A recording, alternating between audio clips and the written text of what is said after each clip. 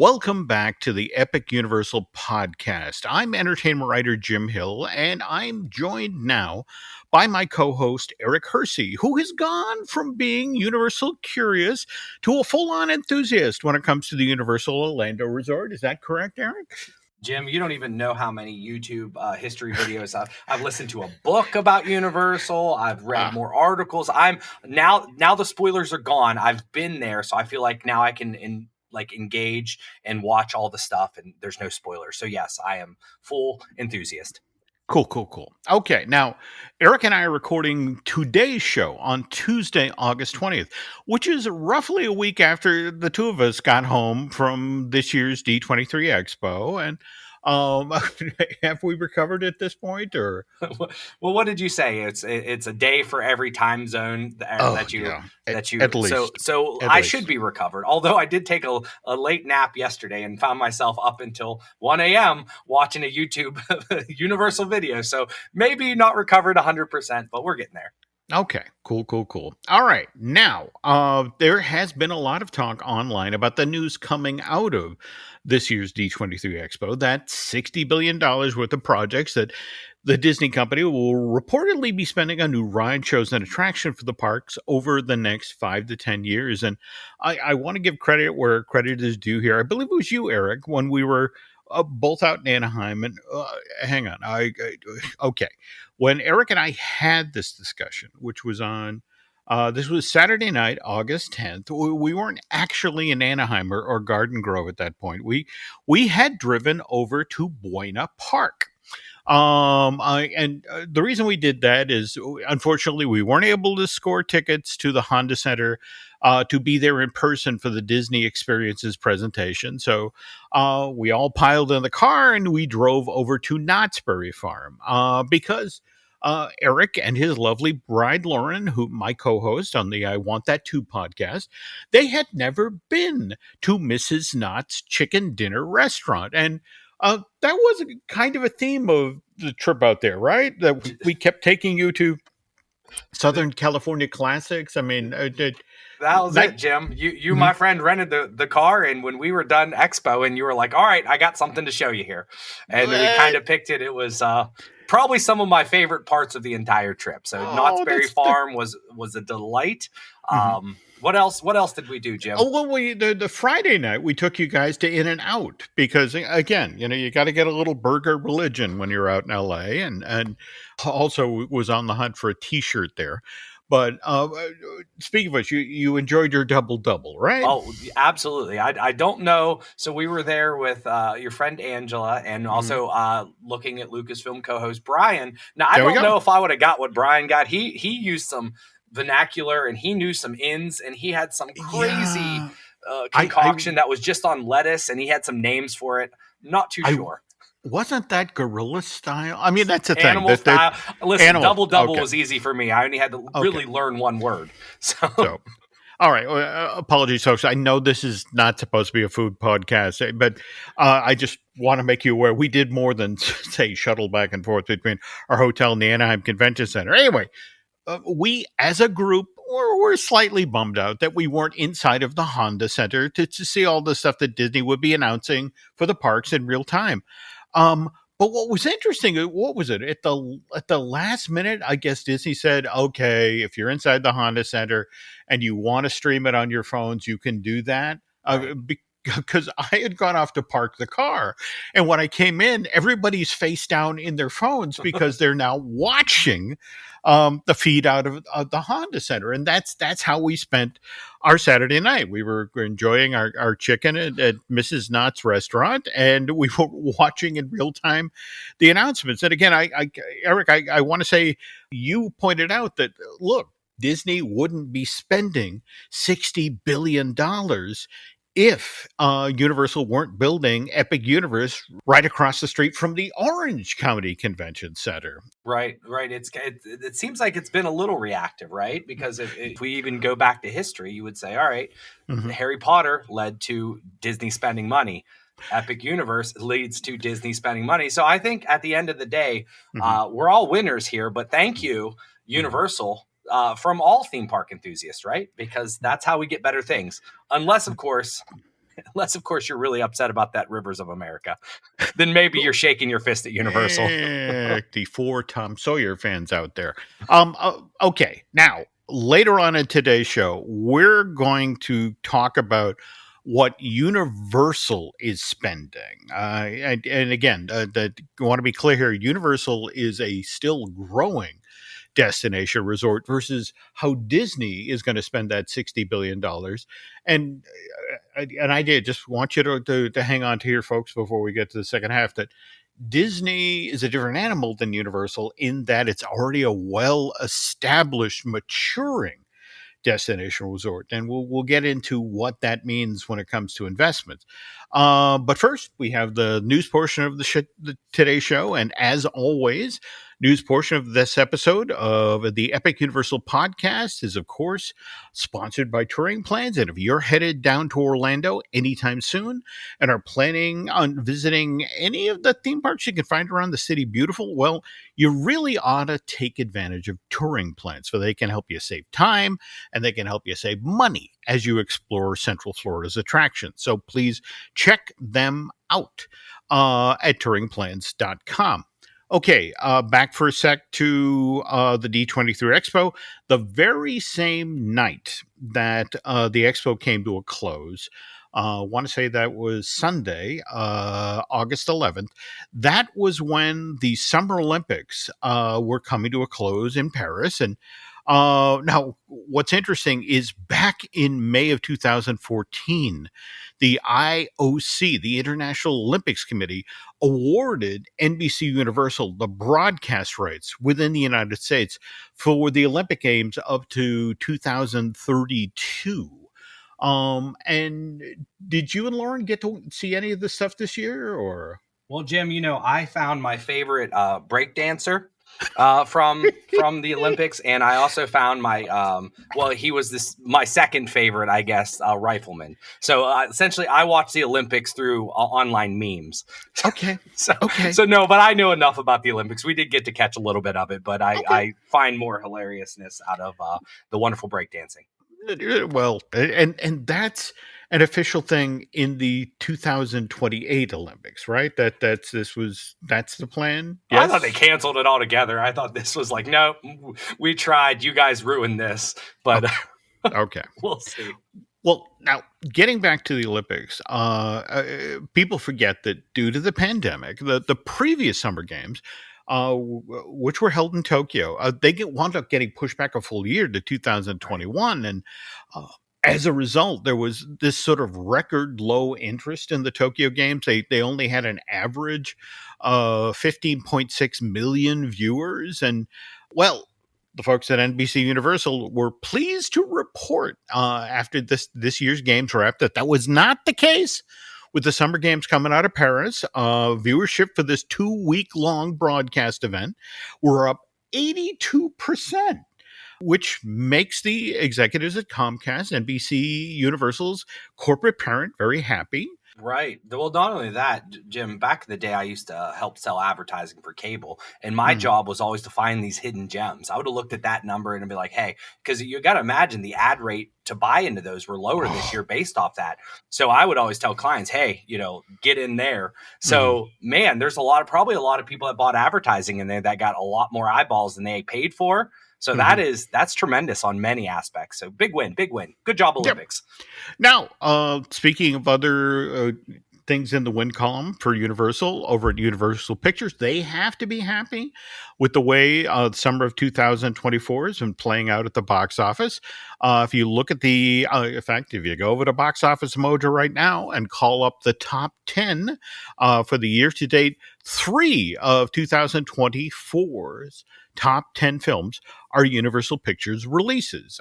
We have, of course, Despicable Me 4, which came out on July 3rd of this year. currently at the number 3 position, North American box office. That Illumination film has sold 340 million worth of tickets domestically, an additional 508 overseas, for a worldwide box office total of 848 million. Did you and the family get out to see that, or are you waiting for that to show up on cable? Didn't it just come out on digital? I saw my son, so he either was watching an old Despicable Me. I didn't get to see it, but I know my children. My youngest son was watching something, so I think it might even just came out on digital. Okay. Well, now it's interesting you say that, because I was just noticing today that Twister, which arrived in theaters 2.5 weeks after it's Despicable Me on July 19th, it's available right now, to watch at home. And that follow up to the original Twister, which Universal released to theaters back in May of 1996, has sold, to date, 238 million worth of tickets in North America, only 95 overseas, which I'm not going to lie, Eric, that's a little on the low side. But it's important to note that this Lee Isaac Chung film has yet to open in a bunch of international territories. So that number will probably be better later on this year. But as of right now, if you factor in overseas ticket sales, North American ticket sales, worldwide box office for this big effects thriller is $333 million. And by the way, that's number 5 on the top 10.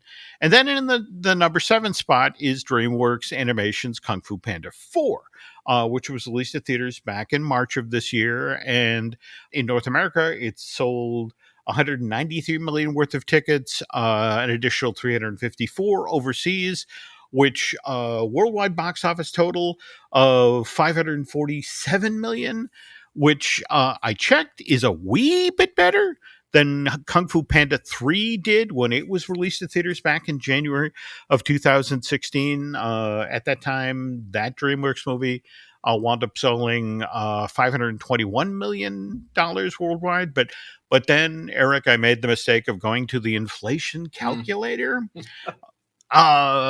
It turns out in 2024 dollars, that 521 million that Kung Fu Panda earned worldwide would now be 682 million.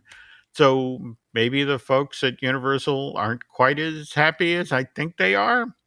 Well, I would be interested to see, this is probably my first year ever paying attention to box office numbers. And that's primarily because I record with you and you let me know these things. But I would be interested to see, was this summer better than last summer? I mean, I know we had Wolverine and Deadpool. That was a big hit. So it'd just be kind of interesting year over year. I know inflation is hitting a lot of the households. And it is. And I'm wondering if there are more people going out or the movies were better. Lots to take here. But any way you could have 3 of the top 10 is probably a win regardless, because I mean, we're doing it by scale here. Also important to remember that the year is not over yet. And for example, on Friday, September 13th, we have a new psychological thriller being released by Universal, Speak No Evil, which is from the Twisted folks at Blumhouse, which tells me I'm never seeing this movie. It's on a Friday the 13th, Jim. I'm going to stay home and I'll be under the bed.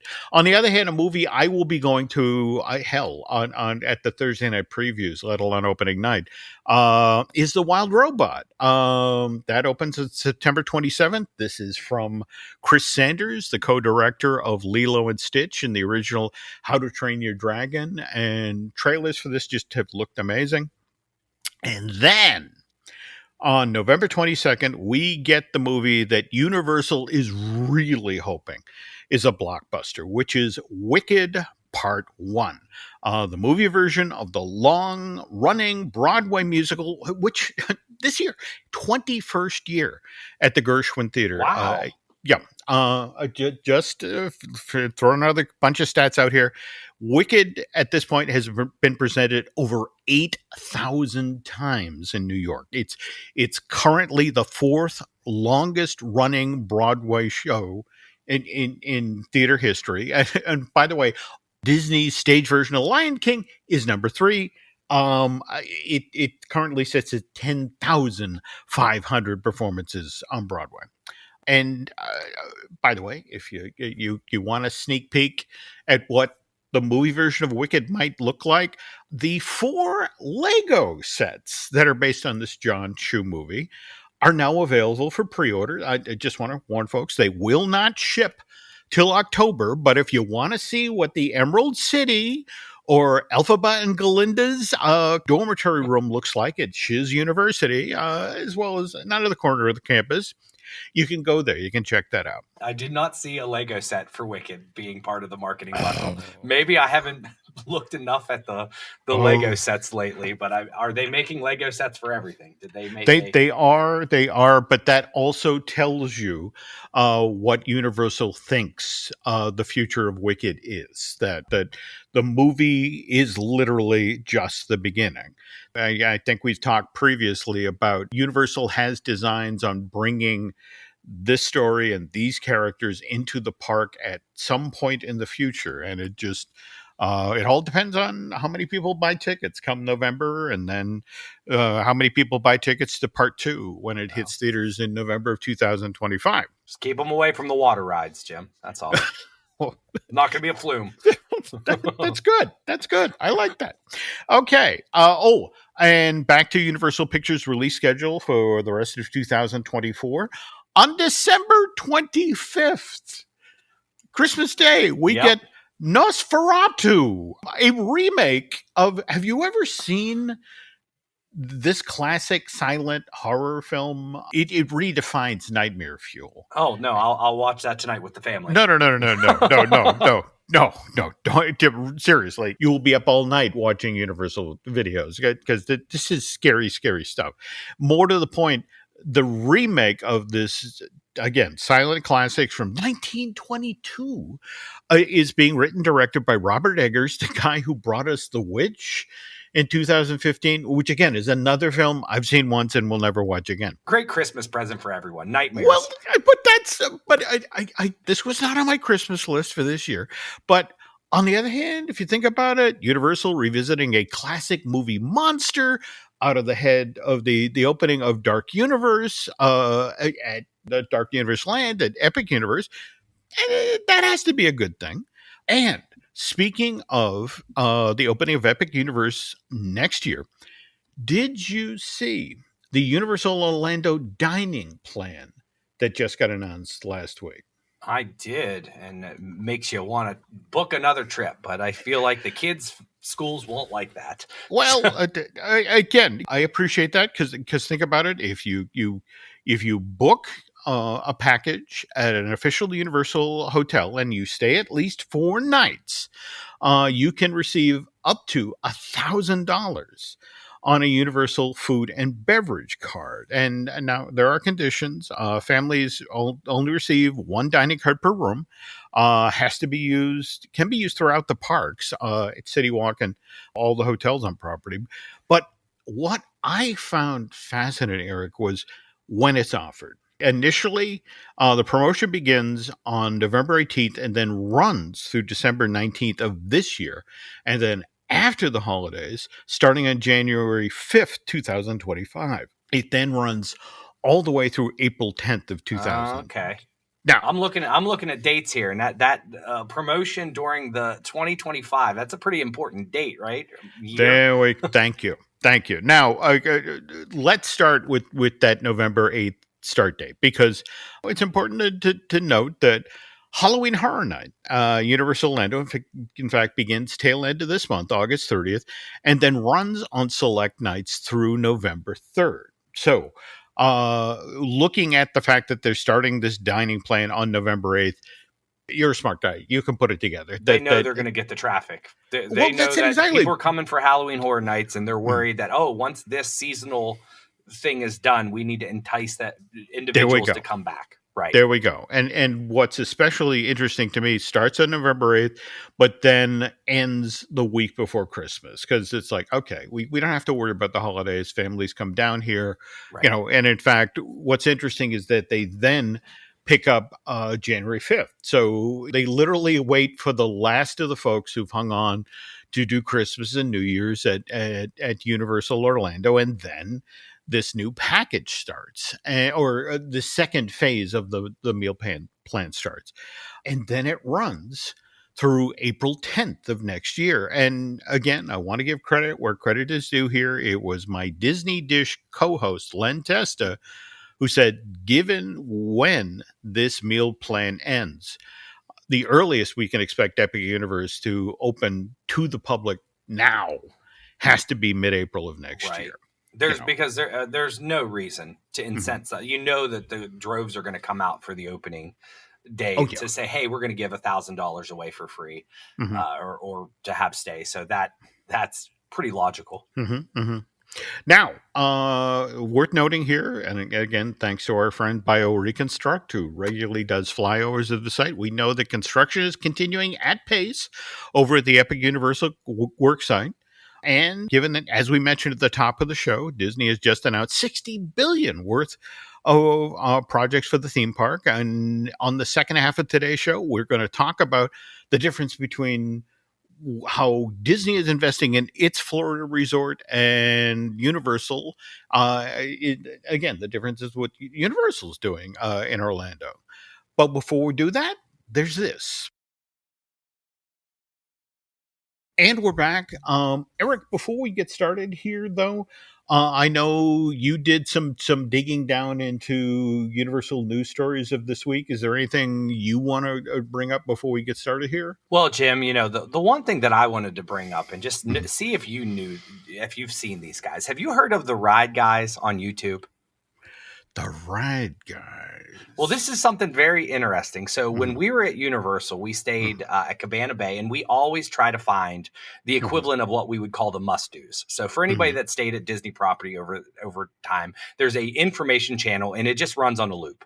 And you only can get it when you're on property. Well, we found the Universal version, and they had a maybe 15, 20-minute loop in which there was a segment that it was these two gentlemen called the Ride Guys. And at this point in time, I had no idea about what they like. It was just made for the information channel. And they were talking to us like they were on YouTube. They were saying like and subscribe and comment below. And I'm like, this is an information channel. What are you guys doing? And they basically go through and they were kind of talking about the Velocicoaster. Right. And it was a guy named Mike and Dylan, and they have this wonderful saying, shaboom.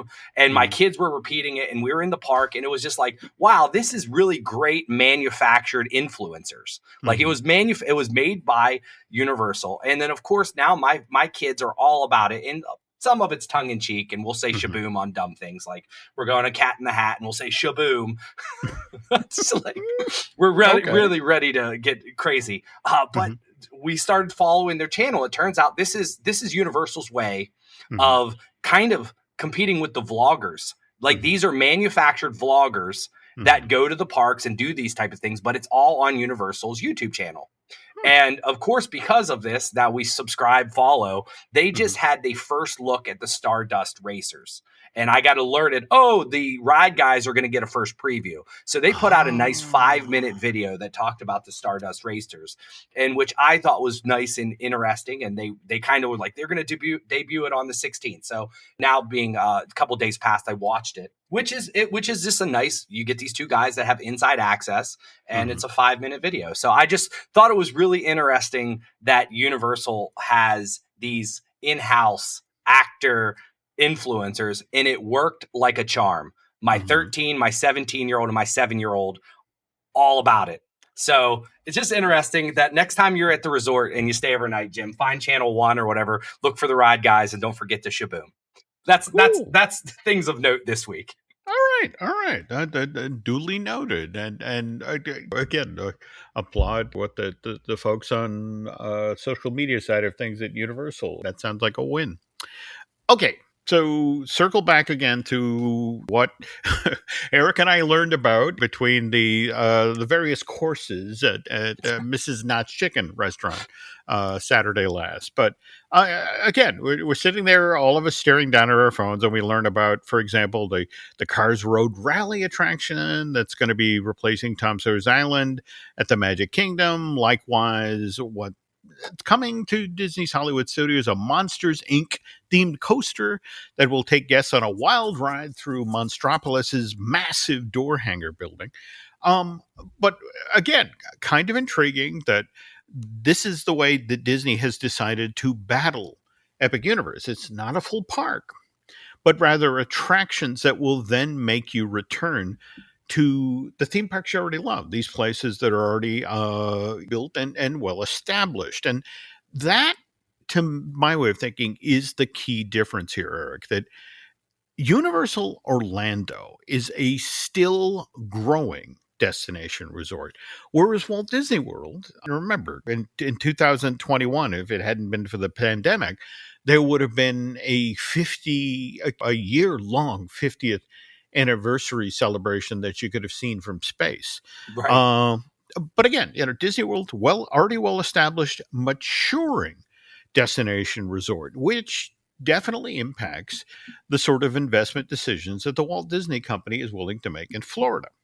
Now, Eric and I, when we were putting together today's show, for me, what I find fascinating about Universal is up until May of 1999, and you got to remember that Universal didn't really kick open its doors till June of 1990. But for that first 9 years, it was a single theme park. It was the Universal Studios Florida. In May of 1999, that's when Islands Adventure opened, and connecting these two things was the Florida version of City Walk. By the way, did you and Lauren and the kids get to do much exploring of the Florida City Walk? Or? Oh yeah, yeah. We hit the preview center up. We did Tucson. We did Hard Rock. We ventured all over the place. So yes. Okay. So, but again, I have to admit, I'm fascinated by the physical makeup there, that you have to come and go through City Walk, especially if you've driven in for the day, that whether you're leaving Universal Islands Adventure or if you're leaving the studios, you have to make that schlep through City Walk. But anyway, again, that's all there was of the Universal Orlando Resort till September of that year. At 3 months after Islands and City Walk opened, that's when the Portofino Bay Hotel opened up, September of '99. And even then, just one hotel, and it's the farthest one away at that point.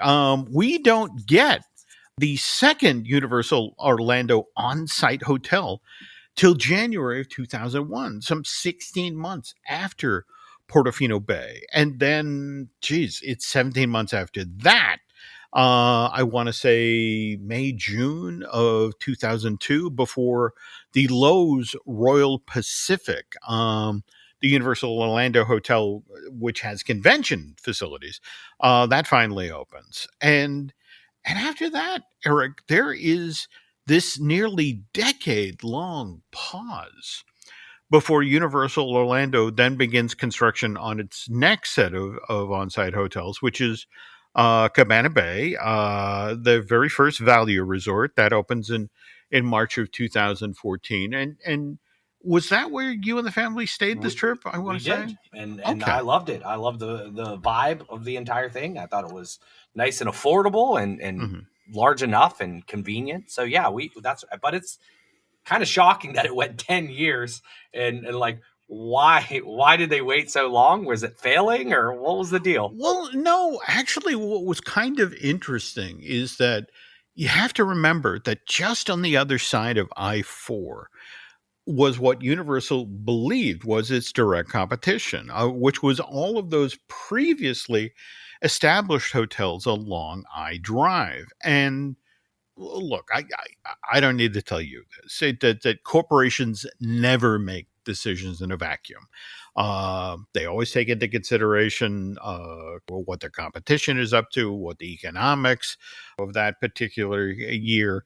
And when it came to transforming Universal Orlando into a destination resort, they looked at those hotels and it's like, okay, we have to take a measured approach. For example, again, the Royal Pacific, it's like, if we're going to build a convention hotel here, that has to be a special convention hotel. And also, more to the point, they waited until the success of the very first Wizarding World of Harry Potter, which opened June of 2010. That honestly, Eric, is what made Cabana Bay possible. When that opened up, people like you who sadly got addicted to butterbeer, uh, they wanted to stay on property at Universal. They wanted early access to Hogsmeade and the then soon to open Diagon Alley. So knowing that they had this huge success, it's like, okay, now we can do our first value. Now, uh, again, when we were pre-gaming today's show, folks, Eric pointed out that post-pandemic, Universal saw a fairly steady rise in attendance, and you were asking how Universal managed to bounce back from what happened in 2020 and 2021, and what they had done. Now, in some cases, they caught a break. I mean, for example, just prior to the start of the pandemic, in June of 2019, Hagrid's Magical Creatures Motorbike Adventure opened at the park. And I have to ask, what did you guys think of that one? Oh, I loved it. We loved it. I mean, my son was slightly scared for his life and didn't do it the second time, but we both rope dropped it both days to make sure we got it. All right. But that's interesting because when that opened in 2019, it did have some issues, right? I do recall it having a huge line and so forth, but from what I can tell, they must have that all cleared up because it ran smoothly and we very much enjoyed it. Yeah, I mean, the thing of Hagrid's is it was a storytelling family coaster. I want to say Edelman built it for the parks, and again, between getting all of the animatronics in order and that sort of thing, there were some challenges, but at this point they've got that done. But interestingly enough, just 2 weeks after Hagrid first came online, in late June of 2019, Surfside Inn and Suites, the first chunk of the Endless Summer Resort, opened up, and now where this gets interesting is phase 2 of that project was originally supposed to open March 17th, 2020. However, just 2 weeks prior to that, of course, the entire world shut down for the pandemic. But it's also worth noting here that the hotel that you and the family went to, Cabana Bay, was doing well enough that Universal Orlando felt that their destination resort would support another value resort. So that they decided to add one to their inventory. But okay, as we mentioned, Universal Orlando Resort closes March 2020, doesn't reopen till June 5th of that same year. And as a direct result, the opening of the Dockside Suites, that the second portion of Endless Summer, that gets pushed back to December 15th, 2020. Now, Disney had kind of done the same thing. For example, August of 2017, at that year's D23 Expo, it was revealed that Ellen's Energy Adventure would be closing in what was then known as Future World at Epcot. It was then going to be transformed into Guardians of the Galaxy Cosmic Rewind. And what's interesting is both Disney and Universal, hey, we're doing a storytelling coaster, only this one is being built by Vekoma. And it was originally supposed to be open in time for 2021 for, again, as we mentioned, what was supposed to be Disney's year-long 50th anniversary celebration. And then, same thing, February of 2018, site prep begins over at the Magic Kingdom on Tron Light Cycle Run, another Vekoma coaster. Kind of a clone of what had debuted at Shanghai Disneyland when that park opened in June of 2016. And again, same plan. This was supposed to be up and running in time for the 50th anniversary celebration in 2021. We still don't know if it's open, right, Jim? I mean, that's I've been on it. No, it seemed like that one took a very long time, or at least was the butt of many jokes. It was. Though what's interesting about these two attractions, Guardians of the Galaxy Cosmic Rewind and Tron Light Cycle Run. Disney is very into the idea of intent to visit, with the idea that you build an attraction of size at a popular theme park with the idea that that will then be will tip the scales. That's the sort of thing that will compel people to all right, it's been a while since we've been to Disney. Let's book a vacation package and let's stay on property so we can get in early and experience this ride.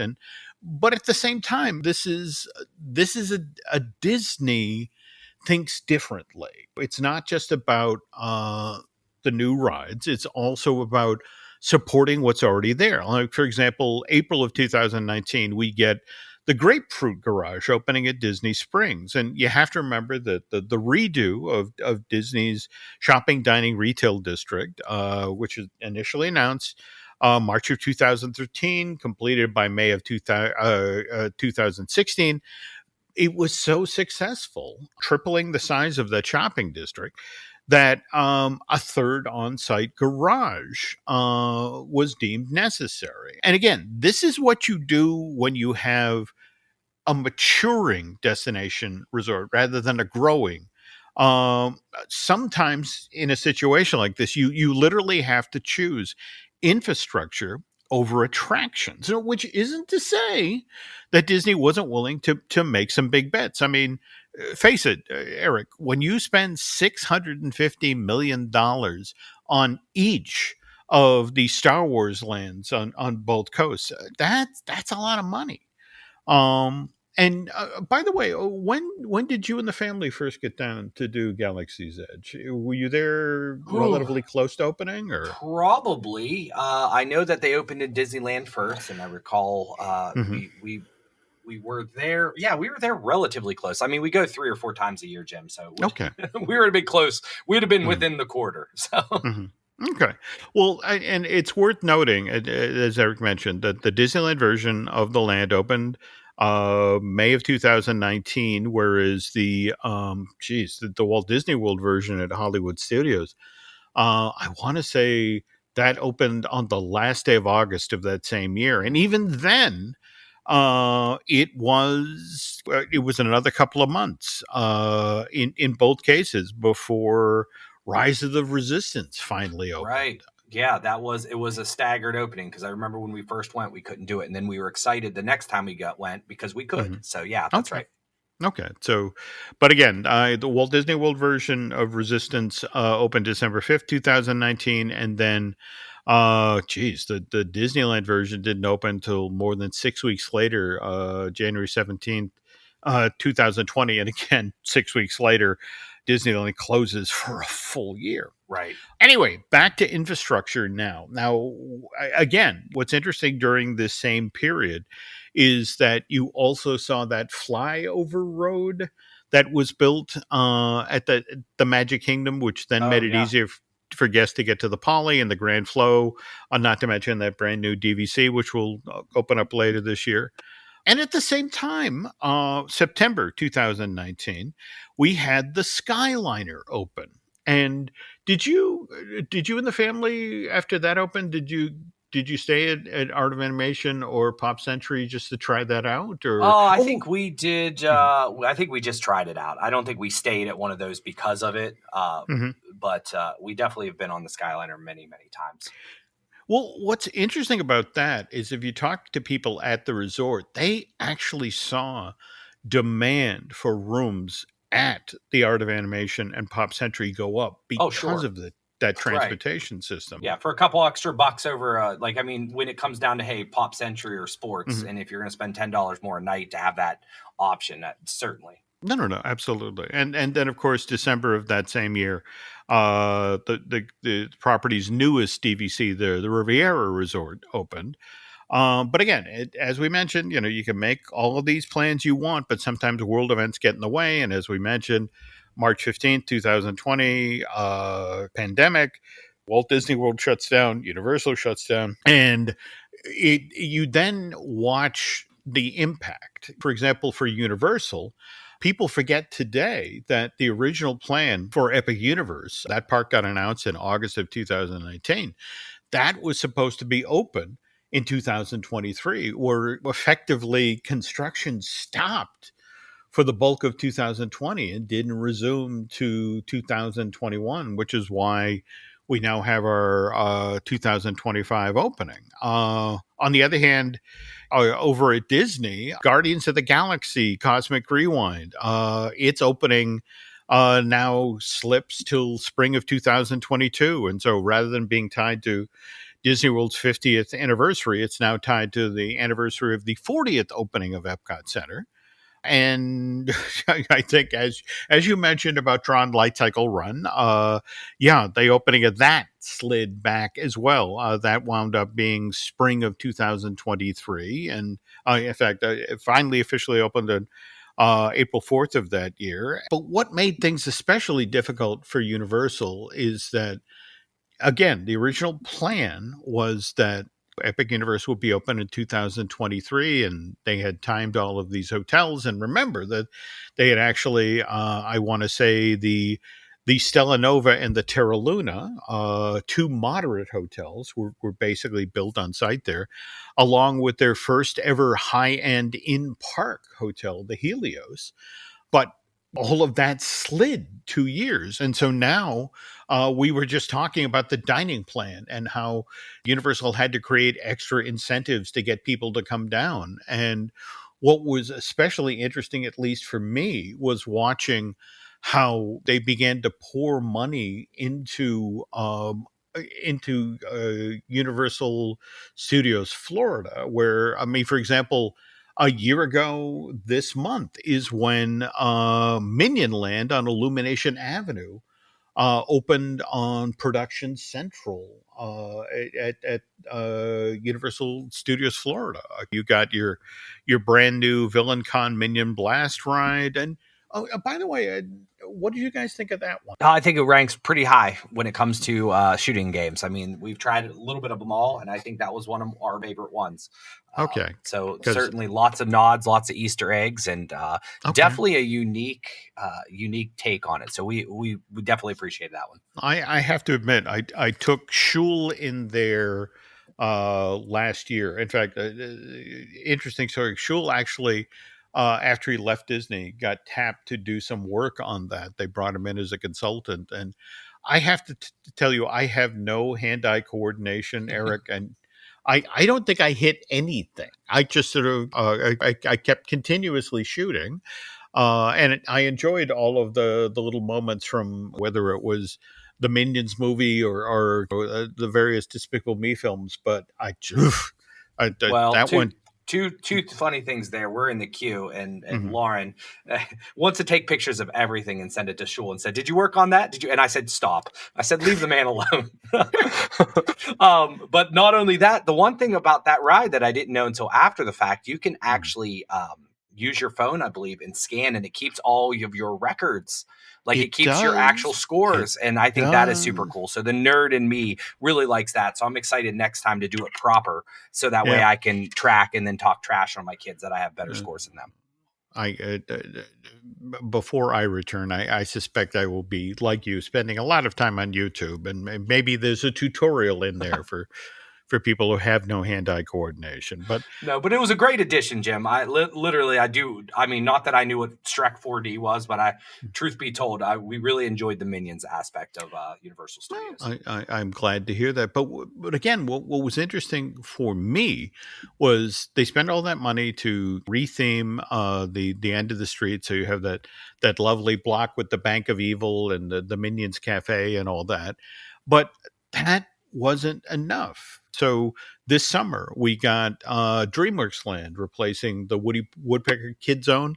We also got our new daytime parade. We also got our new nighttime show, all with the hope that this would be enough to persuade enough people to come to the resort out ahead of the opening of Epic Universe. Again, the notion of this is the still growing Universal Orlando Resort. Whereas, again, you look at a Disney and Like, for example, do you remember when they announced the Reflections, a Disney Lakeside Lodge?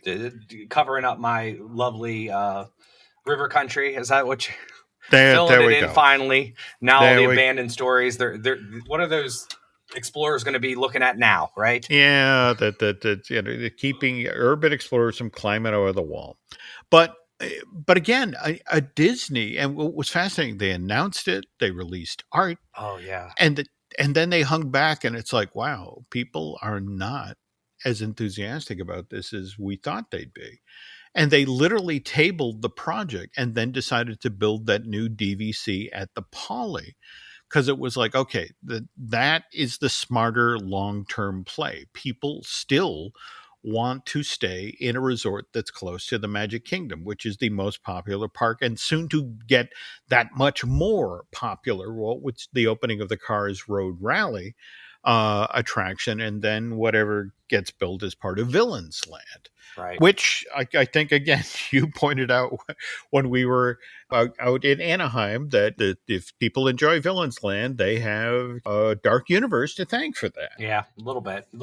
Well, Jim, so all of this. So the main thing here is we're seeing that Disney, and I've always said this, and a lot of Mm-hmm. people is, what is Disney going to react to? What are they going to do with? Because I felt like Universal had the momentum, Mm-hmm. right, and still might have the momentum, and I think it could be Mm-hmm. subjective in terms. But if you look at the data, so I pulled up Theme Entertainment Associates information, Mm-hmm. right, and I Yep. pulled it up, and you look at the year-over-year data. And in Mm-hmm. 2019, prior to pandemic, is our best gauge because Mm-hmm. everybody took a hit in 2020 and They did. 2021, right? Mm-hmm. Universal is actually pretty much in 2022 gained. They actually Mm-hmm. recovered and gained some market, right? And then they lost it this time. So if you read the headlines, it's like all Disney dominated with Mm-hmm. the top parks.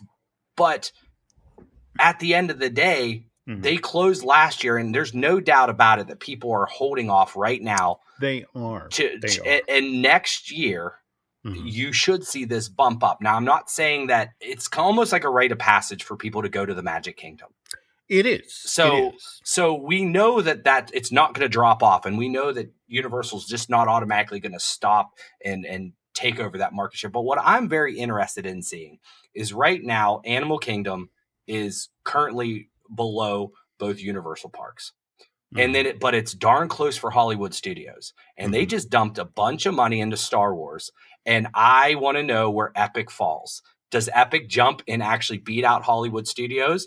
Is it enough that one of the other parks, Island Adventures, beats out Hollywood Studios? I still think the momentum is still in Universal's favor. And Disney doesn't really have to do much except for continue to say, hey, you need to come see this new thing. They don't have to build a whole new theme park. They just have to keep establishing, and that's what you kind of see here. And I don't know necessarily what Universal will have to do to like overcome that, but I don't think that's the game plan either. I think the fact is, hey, if we have 1 million more visitors this year than we did the last year, that's a win. No, absolutely. But it's interesting you bring up Animal Kingdom, because remember, supposedly as early as this fall, we'll see the construction walls go up in what was formerly Dino Land USA, soon to become the Encanto Village. With your ability to do the ride through Madrigal Home. Likewise, a little later after that, we'll see the new Mayan Adventure Indiana Jones attraction going into Dinosaur.